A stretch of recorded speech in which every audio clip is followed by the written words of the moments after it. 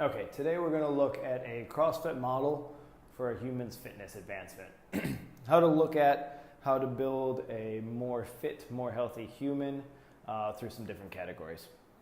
So as you can see, it's a pyramid we're looking at. The idea here is the larger the base of the pyramid, the higher the pyramid can get.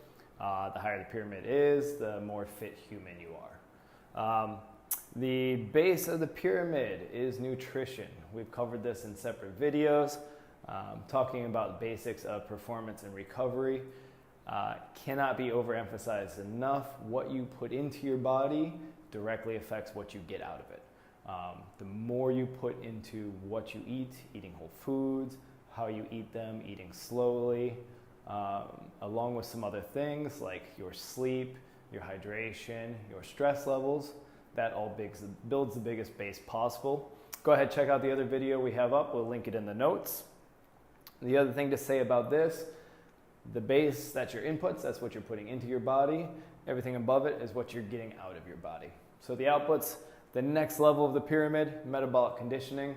This is also known as cardio. This would be things like running, rowing, swimming.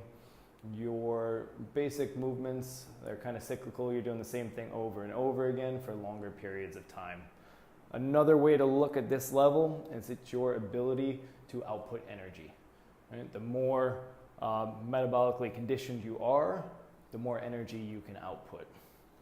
Next level, moving on up, we'll look at gymnastics, which CrossFit calls that.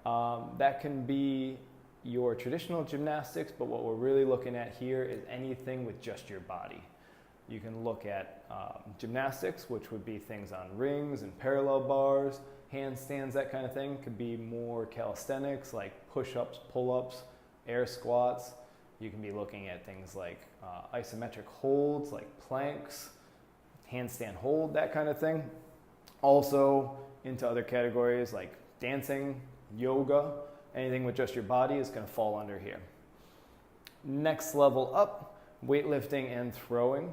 This is looking at your ability to control external objects. That could be weights like a barbell, dumbbell, kettlebell. Could be sport implements like a shot put or a baseball, something like that, a soccer ball, football. Can also be anything else. It might be like another human if you're looking at your ability to move an opponent like in rugby. Right. Moving up, final level, we look at sport. Sport you can look at like your traditional sports, football, soccer, rugby, that kind of thing. You can also look at it as life, the unknown and unknowable. Maybe there's a bear attacking you and you need to fight or flight. This is sport level. Your ability to do one or the other will be maximized by building the base. So let's go back through it. We'll talk about how you can build that bigger base. Right?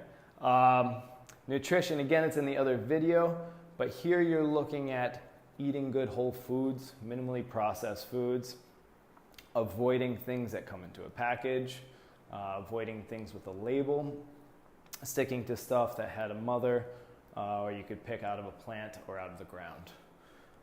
Building up from here, metabolic conditioning, you would build a bigger base. Say if your ability to run 5 kilometers got better.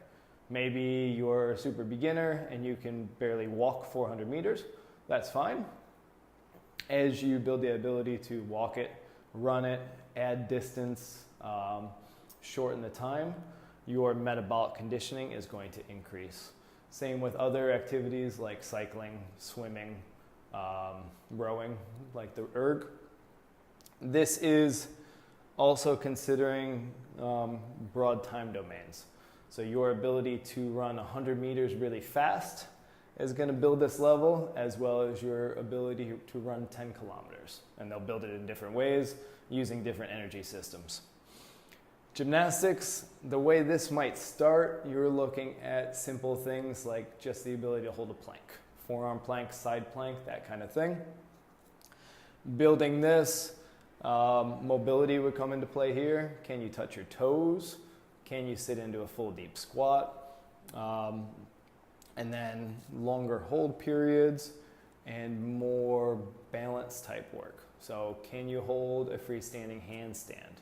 Right? Also looking at body strength development. Can you push and pull your body?